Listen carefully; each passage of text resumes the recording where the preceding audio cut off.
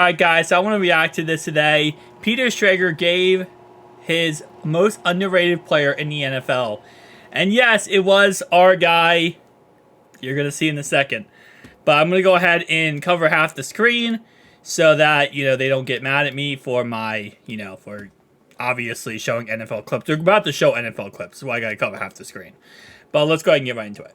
Yeah, a little love for Craig Reynolds, the pride of Willow Grove, Pennsylvania. Let's go. Great mall. Went to Abington High School, and he went to, Kyle Kutztown. That's where he's out of, like Andre Reed. I'm going with Cincinnati's own. He went to high school in Cincinnati, went to college at Ohio State. Sam Hubbard. Hubbard has been all over the field. You know him from the big play in the wild card game last year. But Hubbard's been an all-pro this season, too. He's been fantastic against the run and also against pass. And on Sunday's game against the Seahawks, I'm watching this thing. Who closes out the game? It's Hubbard, and it's Trey Hendrickson, and it's B.J. Hill, and it's D.J. Reader. It's their front four, as always. Look at Hubbard's stats from Sunday against the Seahawks, a game that... I will say overall-wise, and this is not me correcting anything, but I don't think D.J. Hill was contributed on that last final play, or that final drive. B.J. Hill did. I don't think D.J. Turner did, though. So, I'm not sure what the whole D.J. Turner, but the other guys he listed, absolutely, let's be honest. D.J. Reader, B.J. Hill, Hubbard, Hendrickson, literally a whole entire front unit there, and obviously Logan Wilson, Jermaine Pratt in the back end, really just shut it down. And Cam Taylor-Britt especially. Cam Taylor-Britt especially played great in that second half of that game last week. But as he says right here, against the Seahawks, 9 quarterback pressures, 5 quarterback hits, 1 sack, and 7 tackles. I mean, come on, man. Come on, man. There's a couple of times he could have had more than 1 sack in that game. There's a couple of times he could have gotten another sack. But let's listen to the rest of this. We haven't really talked much about. It was a huge win for Cincinnati. Hubbard had 7 tackles, a sack, 5 quarterback hits, 9 quarterback pressures. Sam Hubbard, we see you. I know you don't have the same acclaim as everyone else, but I will say, to his point, it was not a insane win. It was a must win. If we lose that game, we're not out of the playoffs, but you're as pretty much as close as possible out of the playoffs if we lose that game. And the fact that we won that game is still absolutely amazing. And shout out to all of our defenders in that game. I mean, every single one of them. They stepped up and they really kept us in that game and, again, won us that game in the end. And I don't want to, disrespect in any way, DJ Turner. Again, I don't think he was the guy at the end, but it does not mean he was not the guy throughout the game who played very consistent. He had to because Cheeto isn't 100% yet, so he's on kind of rotational snaps. So, somebody has to play up for, Cheeto, and it has been DJ Turner. He's been playing really freaking amazing. Jordan Battle played a lot of that game, right? So, just a quick look. Obviously, last week, tackle-wise, we struggled with tackling altogether last week. It wasn't just Sam Hubbard. It was everyone. If you watch last week's game, you know how many times I screamed and yelled about, how are you not getting a tackle? You got to get a tackle. You can't miss that tackle. We just sucked at tackling. But run defense last week, 49.2. Defense as a whole, 58.8.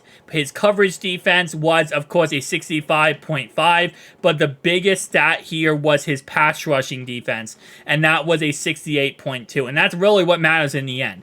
Yes, obviously, everything else is awesome. You'd love to have a guy like a defensive end go out in coverage and be able to cover, but that's not going to help you win at the end of the day. What you need a defensive end to do is pass rush, is get home on blitzes, get quarterback hits, get quarterback hurries, right?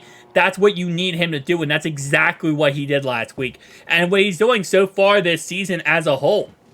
I mean, right now, obviously, we're only, 6 games in, but he has a 67.7 grade on defense, a 72.4 rush defense, 59.2 tackle, pass rush 60.2, and 67.3 coverage grade. And again, I know, Pro Football Focus can't always look at just grades and say oh, this guy is this guy is this, right? Because grades can be really messed up depending on how many snaps, go through a game, how many snaps our player plays, obviously. But it's a good indication of how good the player is performing to a certain level. So if a player does have enough snaps, so say for example Hubbard, who is playing a whole entire game for us, right? He's not just playing 1 and 2 snaps. He's playing a whole entire game for us. Well, that is going to mean that yes, he is giving enough of a workload that we can kind of generalize his, based on how he's doing, based on his, what his grades are, right?